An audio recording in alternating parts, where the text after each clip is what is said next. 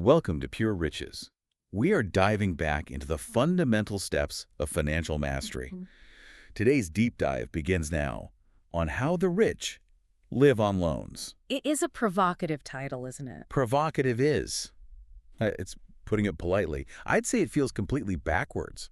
I mean, look, for 99% of people, and I include myself in this, debt is the enemy. It's the monster under the bed. Exactly. It's the reason you wake up at 3 a.m. sweating, you work, you scrape together cash to pay off the credit card, the mortgage, and the goal is always zero. Freedom from debt. That's the standard conditioning, yes. And for good reason, for most people. Right.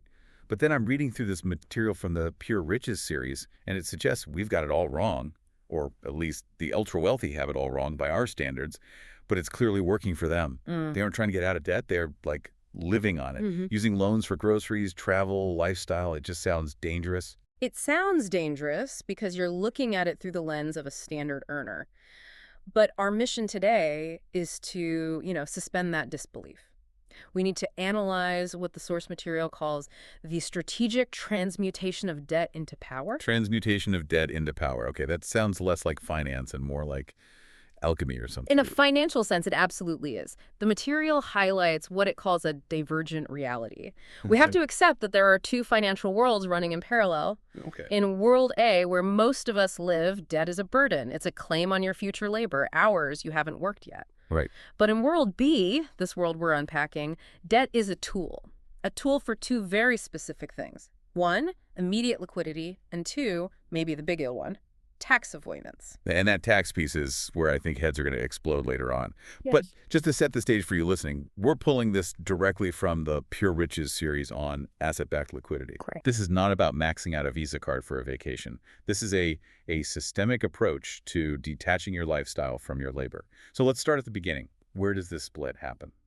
It begins with what the text calls the Great Divergence, the split between income-backed debt and asset-backed debt. And to understand that, we first have to look at the linear trap. The linear trap. This is the treadmill most of us are on. Precisely, the financially uneducated. And the source stresses that's not an insult, just a lack of the playbook handle debt linearly. Think about the flow of money for a typical employee. You have a job, you earn income. What's the first thing that happens? The government takes a bite. Taxes. Before I even see the money, usually. Exactly. You earn, you get taxed, and then you're left with after-tax dollars. You use those shrinking dollars to service debt on liabilities. Okay, let's make that concrete. I buy a car. The car loses, what, 20% of its value the second I drive it off the lot? A depreciating liability. So I have a depreciating liability. I'm paying interest on the car loan.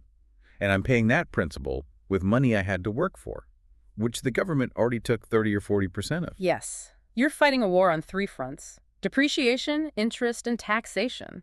The source uses the analogy of running up a down escalator. You're working hard just to stay in the same place. You're trading finite human labor hours of your life for things that are becoming worth less every single day. That's the linear trap. It's mathematically designed to keep you running.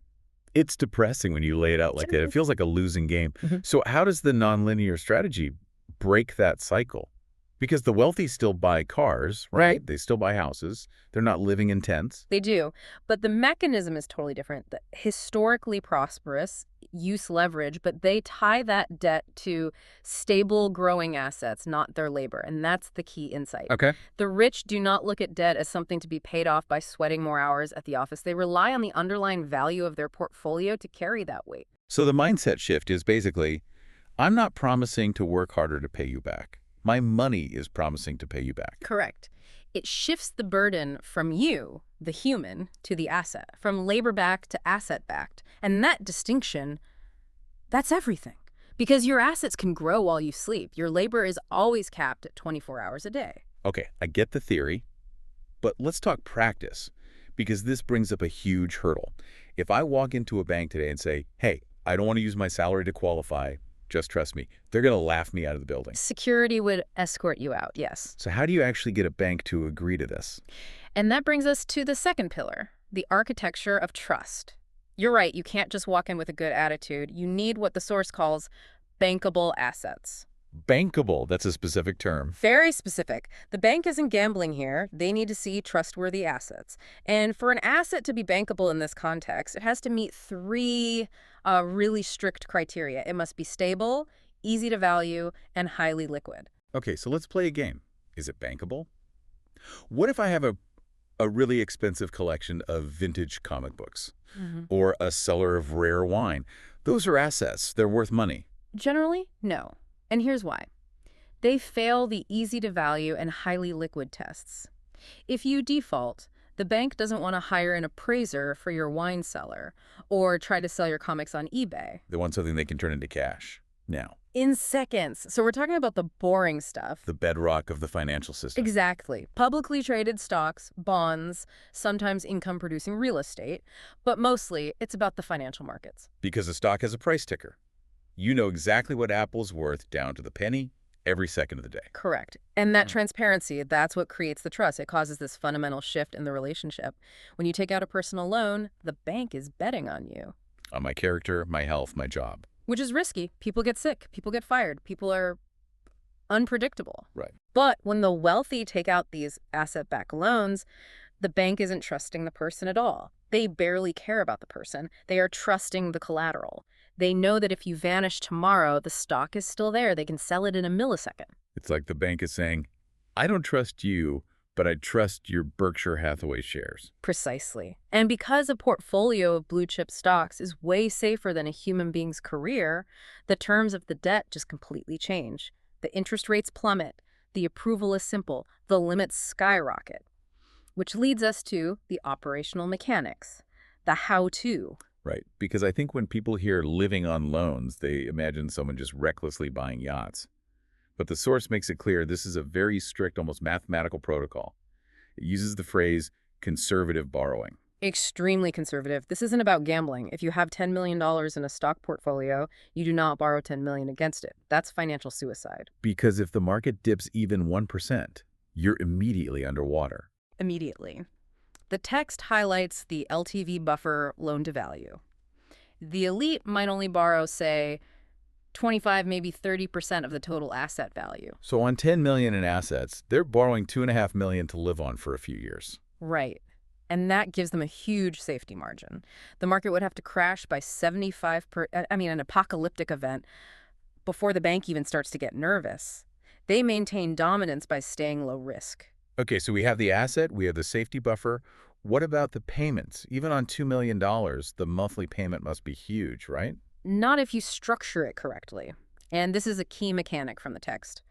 Interest-only structures. Break that down for me. In a normal loan, like your mortgage, your payment is part interest, part principal. You're constantly trying to pay that debt down to zero. You're bleeding cash flow to reduce the principal. Right. My mortgage payment is huge because I'm basically forced to save money in my house.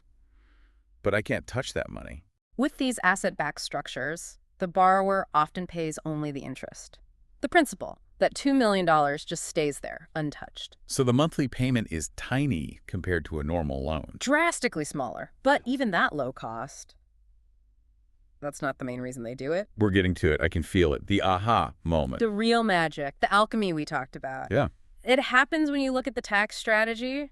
The source is crystal clear on this, and it's a sentence that should be, tattooed on the brain of anyone studying finance. What is it? Loan proceeds are not income. Say that one more time. Because we're so programmed to think any money coming in is income. Loan proceeds are not income. It is a non-taxable event. Think about it.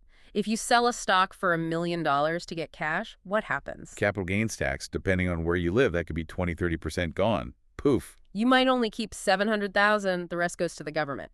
But if you borrow $1 million against your stock, that $1 million hits your bank account, and it is 100% tax-free. The IRS doesn't see it as income.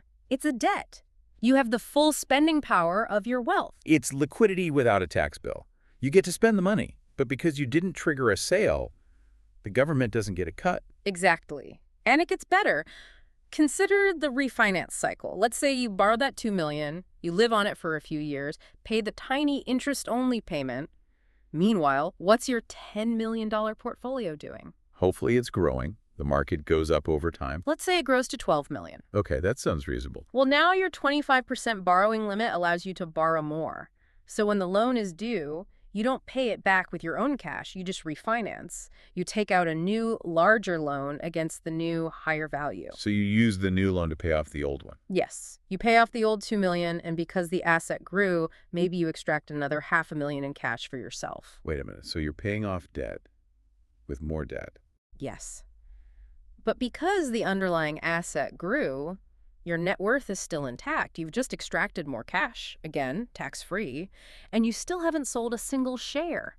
You haven't triggered a single tax event. It's like perpetual motion. You're having your cake and eating it too. You get the cash, but you keep the asset so it can keep growing to fund the next loan. That's the nonlinear strategy in action. It turns that treadmill into an elevator. But there's always a but, isn't there? Mm-hmm. I'm listening to this and thinking eventually the music has to stop. You can't just refinance forever. You get old, you die. Surely the bank wants its money back then. And that's the logical objection. Don't you have to pay it back eventually?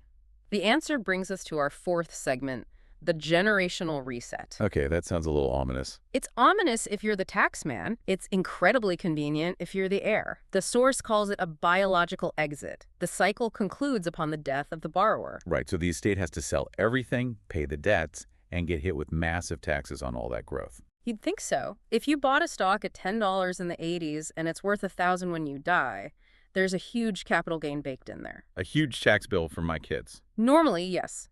But the tax code has this specific mechanism called the step-up in basis. Okay, this is one of those terms I hear thrown around. Explain it like I'm 5. What does it actually do? All right, simple example.